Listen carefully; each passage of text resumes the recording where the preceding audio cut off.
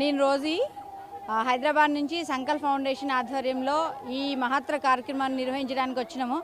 గత 20 రోజుల నుంచి ఇవన్నీ మేము సేకరించి 100 ఫ్యామిలీస్ని సెలెక్ట్ చేసినాము. ఎవరైతే పూర్తిగా సమస్తంని కోల్పోయినరో, బట్టలు ఓన్లీ కట్టుబట్టలతోటి బయటికి వెళ్ళిండ్రో వాళ్ళని ఐడెంటిఫై చేసి వాళ్ళకి కావాల్సిన సామాగ్రి ఏదైతే నిత్యావసర వస్తువులు ఉన్నాయో, వంట సామాగ్రి కానీ, వంట గిన్నెలు కానీ, చిన్నారులకి బుక్స్, బ్యాగ్స్, స్టేషనరీ, బెడ్షీట్స్, కొంతమందికి మ్యాట్రెస్ అవి కూడా ఇస్తున్నాము. ఈ నాకు సహకరించిన మా టీం అందరికీ, ఈవెన్ మా డోనర్స్కి, సంకల్ప్ డోనర్స్ అందరికీ కూడా చాలా థ్యాంక్స్. మీడియాకి థ్యాంక్స్ ఈ కవరేజ్ ఇస్తున్నందుకు. Thank you so much.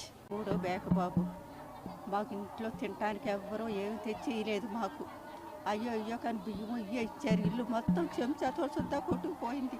బట్టలు వాళ్ళు ఇల్లు తెచ్చిస్తే కట్టుకుంటున్నాము. కింద పడుకుంటానికి మట్టి గదిరింటా మట్టి అని అయ్యాయి. ఆ మట్టి తీయించుకొని కింద పడుకుంటున్నాము. ఏమీ లేదు బాబు. నాకు ఎవ్వరూ లేరు. నాకు ఈ 2 పాడైపోయాయి. నెలకు 2000 అయితే కానీ మందులు రావు. నాకు వచ్చిన 2000 మందులు ఇళ్లలో పాసి పని చేసుకొని బతుకుతున్నాను. నాకు ఎవరు సాయం చేసిన వాళ్ళు లేరు. ఏమీ లేదు బాబు. నాకు ఇప్పుడు ఇవి చేసాం కదా, ఇవి ఏమైనా పనికి వస్తాయా? పనికి వస్తాయమ్మా. అన్నం వండుకుంటాం, కూర వండుకుంటాను. కట్లు పొయ్యి అయినా పెట్టుకొని చేసుకొని తింటామమ్మా. బట్టలు తీసుకొచ్చాం, బయట ఉన్నాయి, తీసుకోండి. బట్టలు చాలా ఉన్నాయి. ఇవి సంతోషంగా ఉందా? ఈ బిందెలు చాలా సంతోషంగా ఉందమ్మా. ఇందులో వండుకు తింటాం. ఇయ్యాలన్నా కడుపు నిండా వండుకొని తింటాం అమ్మ.